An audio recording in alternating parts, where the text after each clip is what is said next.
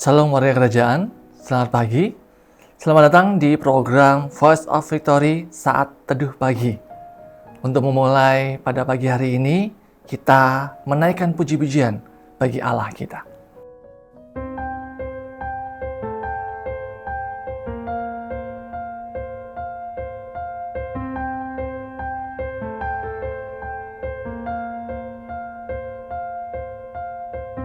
Let my heart not forget. Let my heart return again to the wonder of a king, to the nearness of a friend. Beautiful, beautiful, beautiful Jesus. How lovely, how sweet is the name. Oh, wonderful, merciful, miracle Jesus. How worthy, how precious, how awesome the name.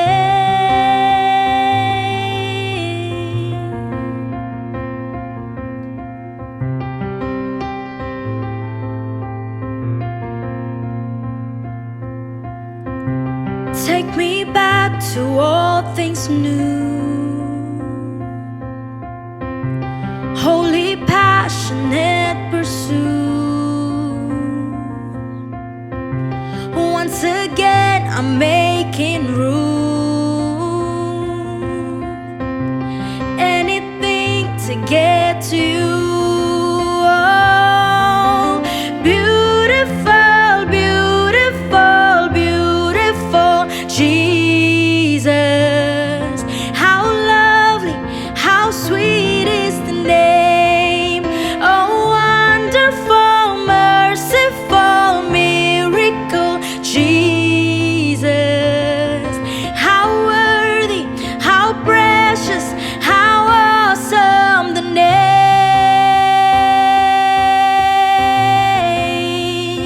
Your name is power. Hanya nama Yesus, nama yang penuh kuasa, nama Yesus. Oh, the name of Jesus. How powerful, how precious is your name, God.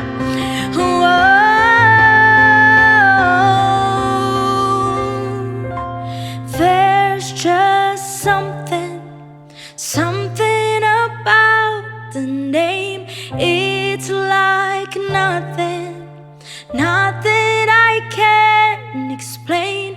There's just something about the name Jesus. Oh, Jesus.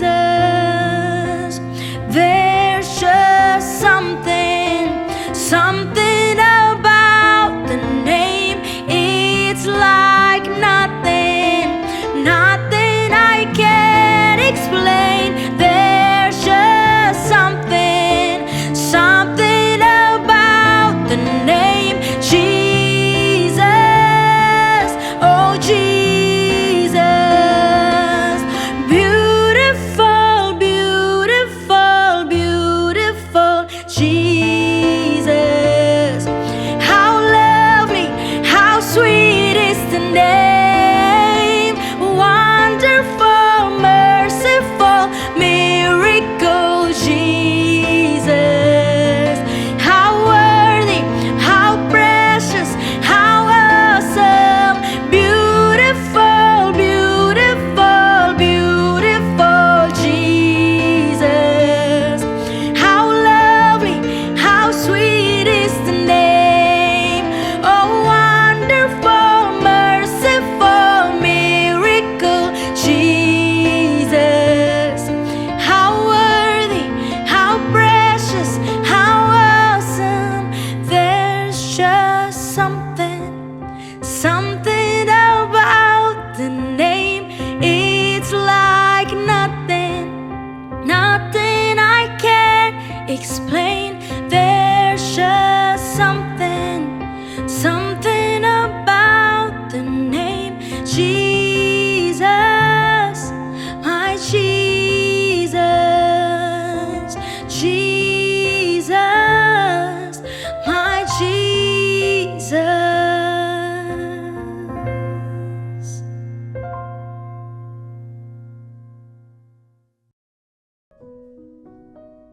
Shalom warga kerajaan.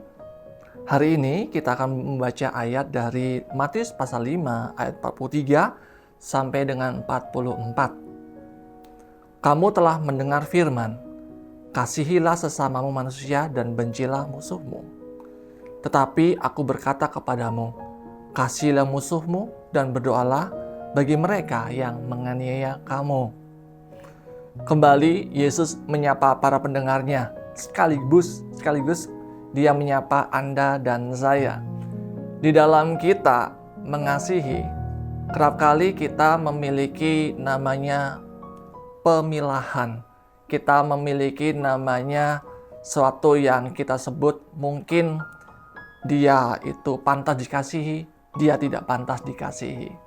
Di sini kita bisa melihat bagaimana kasih yang dipraktekkan bahkan diajarkan oleh Yesus menembus batas kepada namanya musuh. Saya mencoba merenungkan dan bertanya pada diri saya, seberapakah perbuatan baik saya berikan kepada orang-orang? Maka ini jawaban dari saya. Maka waktu saya berbuat baik, saya memilih orang-orang itu. Yang pertama adalah orang-orang itu pernah berbuat baik pada saya, maka saya mudah berbuat baik. Yang kedua adalah orang-orang yang tidak mampu untuk membalas kebaikan saya, maka saya pun berbuat baik pada mereka. Contoh mungkin para pengemis di pinggir jalan, para pengamen di pinggir jalan. Yang ketiga adalah orang-orang yang berpotensi untuk membalas kebaikan saya dengan kebaikan.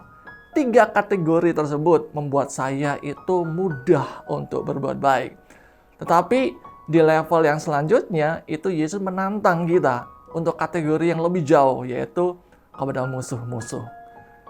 Sorga telah menyatakan kasih yang seperti ini karena begitu besar kasih Allah ke dunia ini, sehingga dia memberikan anak yang tunggal. Kepada siapa? Anda dan saya. Kepada kita yang dulunya kita ini menjadi musuh daripada Allah, tapi Allah mengambil keputusan untuk mengasihi. Tidak mudah ada di area itu. Karena itu, kita membutuhkan kasih Tuhan ada dalam kehidupan kita. Kita bukan hanya membutuhkan kasih Tuhan, tapi kita membutuhkan Roh Kudus untuk memampukan kita untuk menghidupi kasih yang seperti ini. Hari-hari ini, dalam perjalanan kehidupan saya diperhadapkan dengan proses yang demikian, di mana saya bersama dengan istri, kami harus hidup dalam firman ini. Secara matematis, saya mengukur kemampuan saya. Secara matematis, saya juga mengukur bagaimana tindakan dan apa yang saya lakukan. Bagi saya, tidak mungkin saya bisa melakukannya. Tetapi, saya tahu firman dan saya mencoba untuk mentaati firman. Ini yang terjadi Bapak dan Ibu warga kerajaan. Satu langkah saya ambil, waktu saya melangkah masuk dalam firman itu, maka saya melihat bagaimana tangan Tuhan bekerja. Saya bertemu dengan orang-orang yang saya sebut sebagai good people, tetapi bagi saya itu God's people, yang Tuhan kirimkan untuk membantu proses ini. Saya menghidupi firman. Setiap hari, setiap langkah waktu saya masuk dalam firman, saya bertemu dengan Tuhan melalui orang-orang tersebut. Tuhan tahu saya tidak mampu, tapi Tuhan tahu saya mau. Pada waktu saya mau, maka saya melihat bagaimana providensi, bagaimana penyediaan, bagaimana karya dan cara Tuhan menolong saya untuk bisa hidup dalam firman. Saya menyapa untuk warga kerajaan yang mungkin sedang bergumul dengan firman yang ini, memberikan kasih kepada orang yang tidak layak untuk dikasihi. Tetapi itu adalah firman yang kita dengar hari ini. Apabila engkau mau untuk melakukannya, maka engkau akan melihat bagaimana Tuhan menguatkan, Tuhan memampukan, bahkan Tuhan menyediakan hal-hal yang kita perlukan pada waktu kita hidup dalam firman. Dengar firman, jangan keras hati kita, dan kita mau ikut seturut dengan apa yang firman sampaikan, maka kehidupan kita akan mengalami Tuhan. Selamat mengalami firman, di mana melalui firman ini kita dapat merasakan Allah yang hidup. Itu menyertai kehidupan kita. Amin. Mari kita berdoa. Tuhan, Engkau tempatkan orang per orang dalam kehidupan kami. Kadang-kadang mereka adalah orang-orang yang mungkin kami tidak suka, kami tidak senang, bahkan itu menimbulkan rasa sakit dalam kehidupan kami. Melalui firman-Mu kami boleh mendengar bahwa Tuhan pilih kami untuk kami boleh menjadi saluran kasih, baik itulah perkataan maupun perbuatan kami. Engkau tahu kemampuan kami tidak bisa melakukan firman. Tapi kami mau melakukan firman. Oleh karena itu, aku berdoa Tuhan untuk setiap pribadi-lepas pribadi yang sedang diproses dalam tema kasih ini. Biar kiranya turun kemampuan yang datang dari Tuhan memampukan mereka. Untuk mereka dapat mengalami kasih dan menjadi saluran kasih bagi orang-orang yang membutuhkan di luar sana. Terima kasih Tuhan yang kami percaya untuk kami melakukan firman. Maka Engkau, Sang Firman, memampukan kami. Bahkan membawa kami menjadi lebih daripada pemenang. Terima kasih Tuhan. Terima kasih Yesus. Dalam nama Yesus kami sudah berdoa dan mengucap syukur. Haleluya. Amin.